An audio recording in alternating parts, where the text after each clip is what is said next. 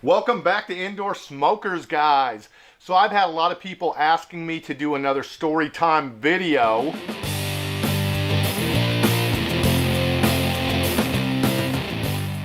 And you guys asked, and I heard ya. So that's what we're going to do today. I'm going to be giving you guys another one of my stories from the years I lived off the grid up on Badger Mountain. And I've also got a great deal on some Zample Box e-juice to tell you guys about. 120 ml bottles for $29.95. And I'm going to use a little bit of this number 13, the banana bread, while you guys check out the cutscene. See you in a sec.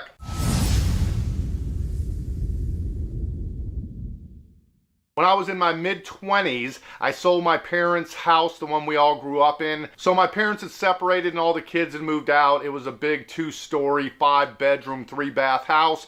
So my mom's paying, $250, $300 a month to heat that place in the winter just for herself. So I went ahead, got the place all cleaned up, fixed up, sold the house, and then I used the commission I made off of that to buy 7 acres of property up on Badger Mountain, just outside of East Wenatchee, here in Washington State. So the property was 2 miles from the nearest plowed road. The big main road that the school bus went on, they plowed that, but then you had to take a dirt road that went 2 miles out to my property. So I bought the place in about May. So I was up there from late spring all the way through the summer. Of course, things are great at that time of the year. You don't really notice being over 4,000 feet.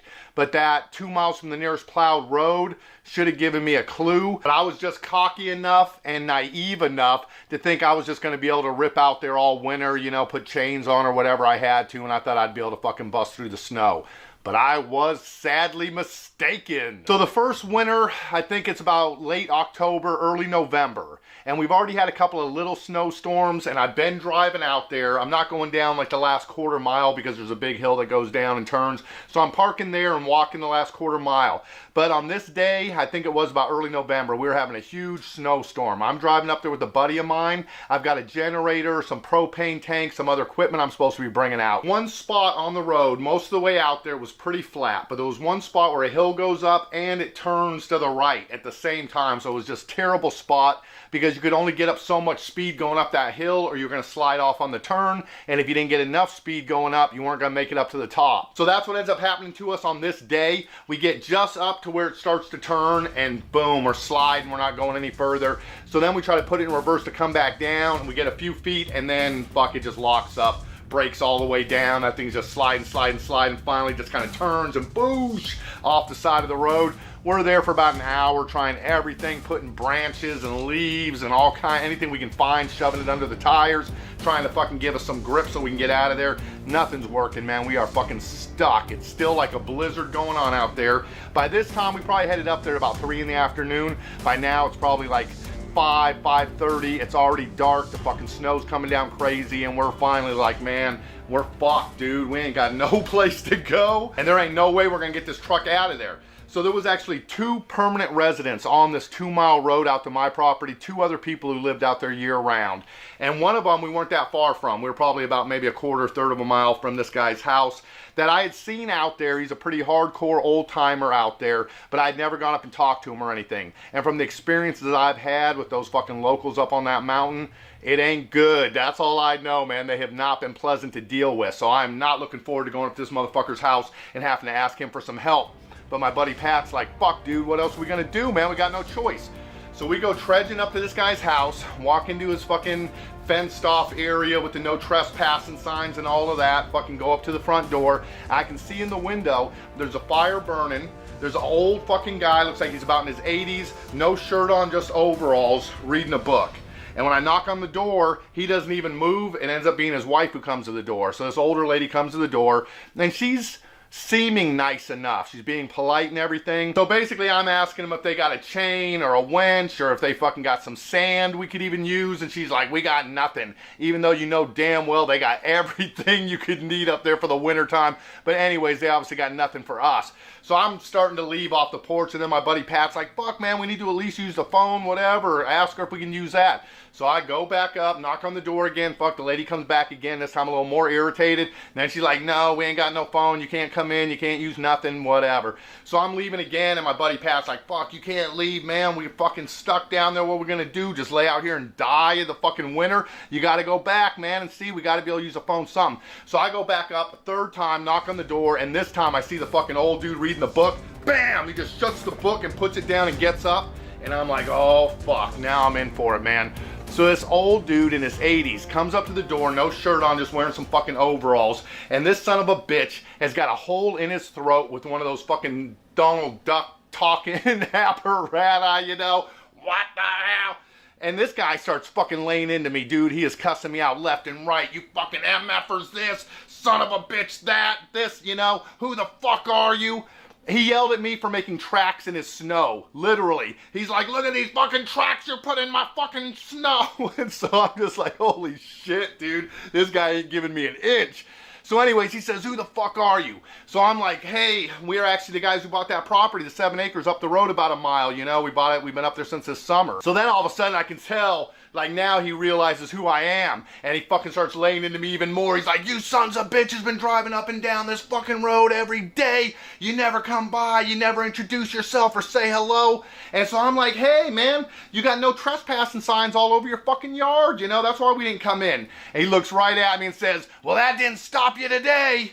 And so he kind of had me there on that one. I was like, yeah, I guess that's true. Anyways, man, that motherfucker is still cussing me out as I turn around and walk off the porch. And I'm just like, man, that is a real pleasant son of a bitch. To my buddy, I'm like, why don't you go talk to him?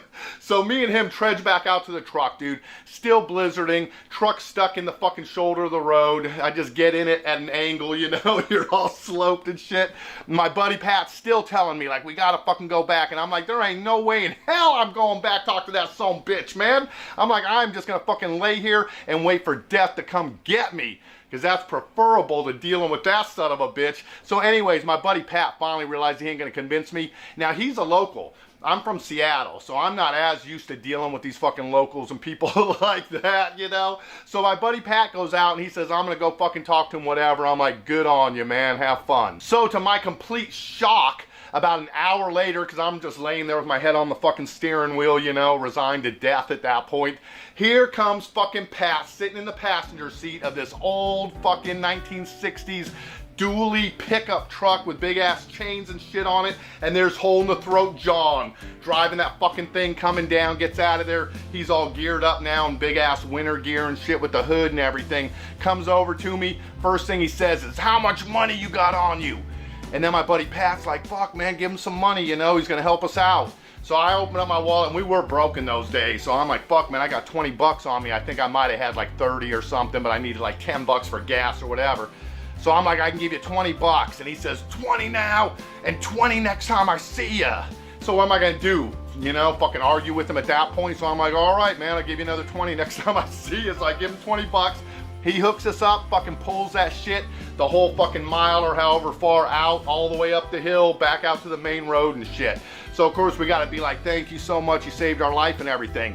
And then I'll never forget, man, that guy looks at me and says, I didn't move up on this mountain to pull your ass off of here. If you ain't got your shit together, get the fuck off of my mountain. So I was like, damn man, he got a point though, you know?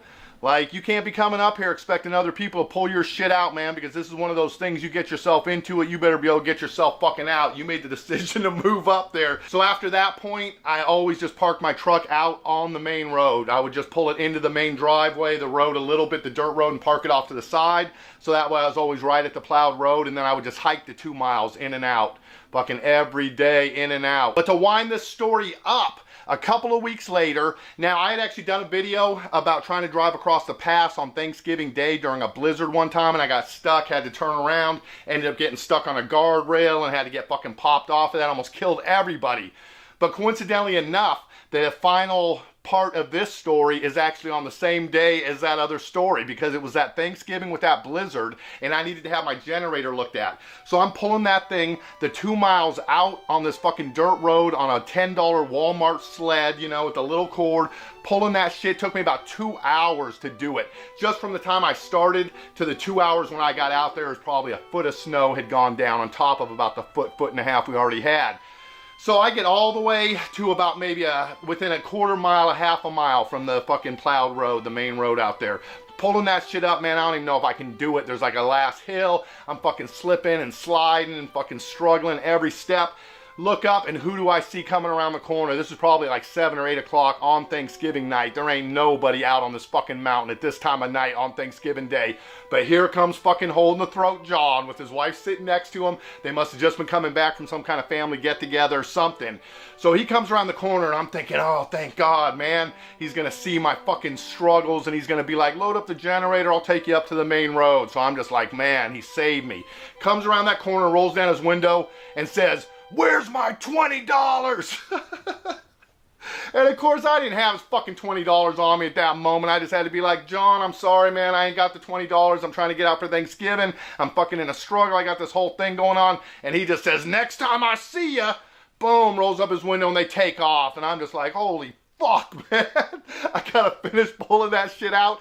Get that generator out to my truck, get it loaded up, and that's basically where my Thanksgiving Day blizzard story starts, which you can see on the other video. Maybe I'll even put a link underneath this video to where you guys can go check it out. Said that whole winter and the next year after that, I hiked that 2 miles in and out every single day, pulled whatever I needed to on a sled, and that was how I got by. I'll never forget that Hole in the Throat John, man. Rest in peace. He ain't here with us anymore, man. But as much of a son of a bitch as that guy was, he was one tough old bird, man. And he did save our asses that time. I can't deny that, because we weren't getting that truck out of there, man. It would still be where it was, parked off the side of the road in a fucking block of ice at this point if that guy hadn't pulled us out that day.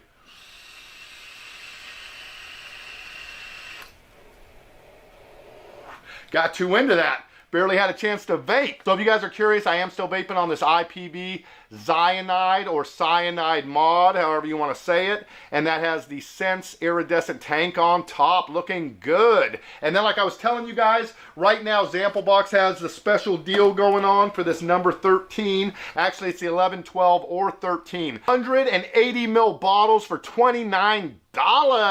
So at a price of about $10 per 60 mils, man, you can't beat that. And this fucking banana bread, the number 13, is an awesome, delicious vape. That's what I've been vaping on today during this video. Check it out.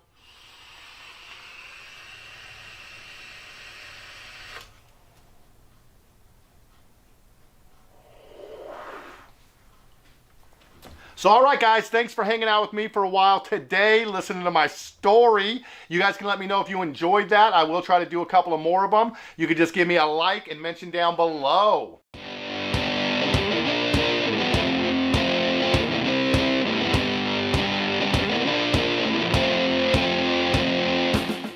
And of course, subscribe to this channel if you haven't done that already, and check out the links down below for where you can get that great deal from Zamplebox, as well as we can check out the equipment I've been vaping on, the cyanide mod or that Sense tank. And then I will see you guys right back here for another product review video tomorrow. Peace. Have a great day, you guys.